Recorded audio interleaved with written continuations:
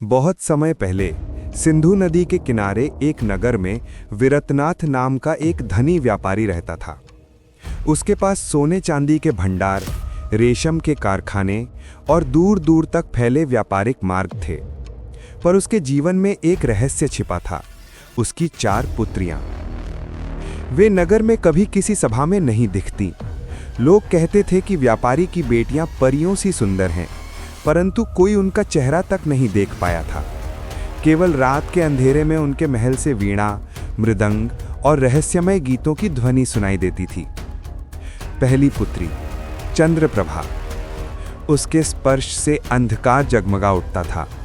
जब वो बाहर निकलती, चांदनी उसके चारों ओर घूमती रहती। दूसरी पुत्री जलरंगिनी, उसकी आंखों में समुद्र का गहरापन था। उसके कदमों की आहट से धरती पर ओस की बूंदें जम जाती थीं।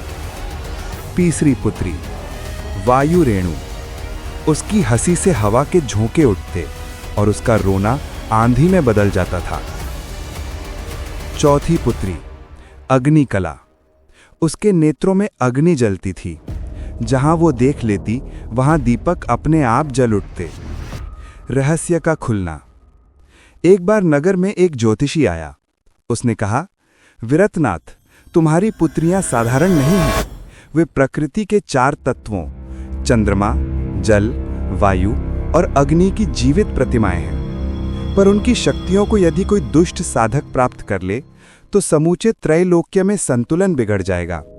व्यापारी भयभीत हो गया। उसी रात महल की छत पर 4 पुत्रियां मिली। उन्होंने अपने पिता से कहा, पिताश्री, अब समय आ गया है।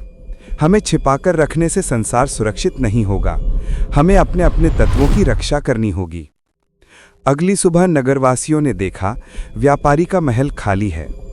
कहा जाता है कि चंद्रप्रभा हिमालय की गुफाओं में चली गई, जलरंगिनी समुद्र की गहराइयों में समा गई, वायु रेणु आकाश की सीमाओं में विलीन हो गई और अग्निकला दक्षिण के ज्वालामुखियों में तपस्या करने लगी। विरतनाथ अकेला रह गया। लोग कहते हैं वो हर कारवां में अपनी पुत्रियों को ढूंढता फिरता है, पर वे आप केवल तब प्रकट होती हैं जब संसार पर कोई बड़ा संकट आने वाला हो।